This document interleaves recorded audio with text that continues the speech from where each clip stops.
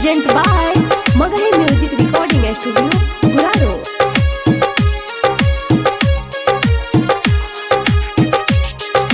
Music by Amit Tiwari, mix by Ajit Yaduvanshi. सुना भैया ध्यान लगाए, वायरल इता भेले जाए पूरा एरिया चारू दिशा। नीली नीली आँख वाली, मुंह पर चमकई सूरज के लाली।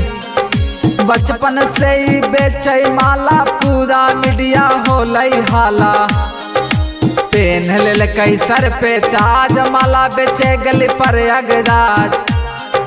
महाकुंभ के मेला में भीड़ रेलम रेला में। स्वर्ग के लगे पारी अलै, पूरा न्यूज में यही छपैलै। सुन ल भैया अपन हिस्सा, मोनालिसा के है चालीसा।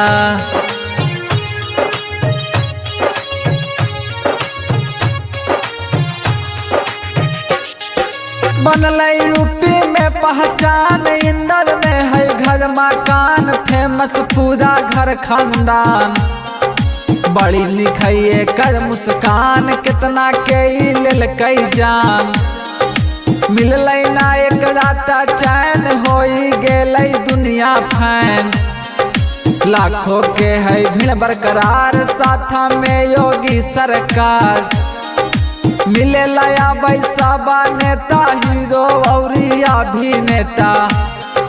सुन ल भैया अपन हिस्सा, मोनालिसा के है चालीसा।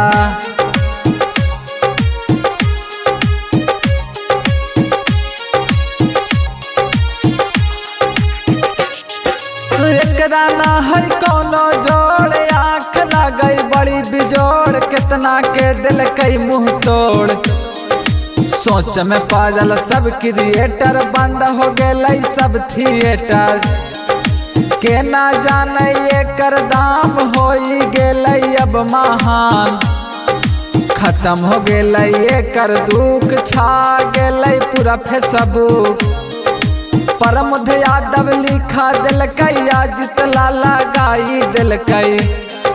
सुन ल भैया अपन हिस्सा, मोनालिसा के है चालीसा।